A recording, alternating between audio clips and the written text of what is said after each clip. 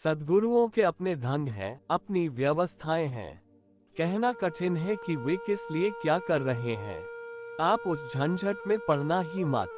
अगर आपको गुरु खोजना हो तो धैर्यपूर्वक बिना निर्णय लिए निकट रहने की क्षमता जुटाना।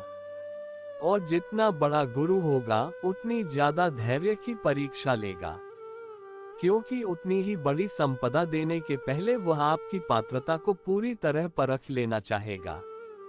कोई छोटा मोटा गुरु होगा तो आपकी कोई परीक्षा भी नहीं लेगा, क्योंकि उसको डर है कि कहीं भाग न जाओ।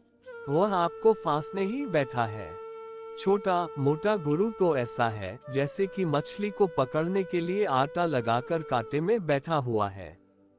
वह बड़े प्यार से कहेगा, आइए बैठिए। आपको सिर आंखों पर लेगा, आपके अहंकार को फुसलाएगा।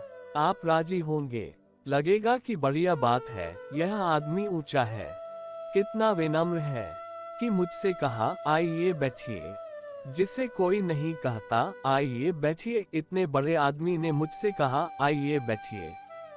आपको शायद पता न हो, रूजवेल्ट जब अमेरिका का इलेक्शन जीता, प्रेसिडेंट का इलेक्शन जीतने के बाद उसने अपने पहले वक्तव्य में किसी ने उससे पूछा कि आपके जीतने की जो विधियां आपने उपयोग की उसमें खास बात क्या थी।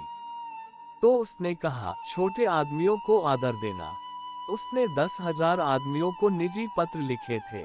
उनमें ऐसे आदमी थे कि जैसे टैक्सी ड्राइवर था जिसकी टैक्सी में बैठकर वह स्टेशन से घर तक आया होगा।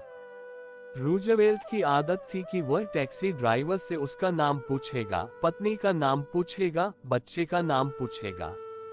वह टैक्सी ड्राइवर तो आगे गाड़ी चला रहा है, पीछे देख नहीं रहा है, लेकिन रूजवेल्ट नोट करता रहेगा पत्नी का नाम, बच्चे का नाम, बच्चे की तबीयत कैसी है, बच्चा किस क्लास में पढ़ता है।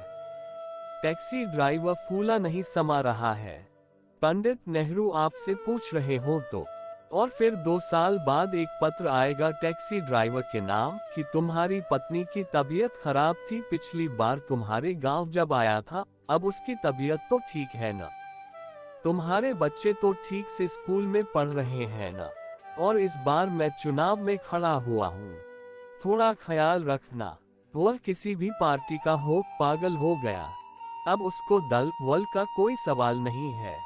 अब रूजवेल्ट से निजी संबंध हो गया। अब वह यह कार्ड लेकर घूमेगा। छोटे आदमी के अहंकार को फुसलाना राजनीतिज्ञ का काम है, संतों का काम नहीं है।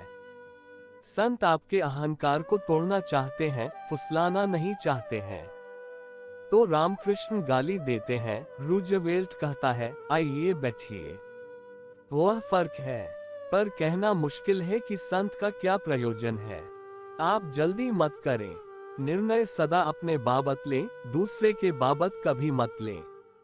और संत तो खतरनाक हैं, उनके बाबत तो निर्णय ले ही मत। उनको उनके निर्णय पर छोड़ दें। अगर आपको कुछ लाभ उनसे लेना हो तो धैर्यपूर्वक बिना निर्णय के लाभ ले लें। निश्चित ही अगर आपने धैर्य रखा तो आप जिस गुरु के पास हैं, उस गुरु की वास्तविक प्रतिमा प्रकट हो जाएगी।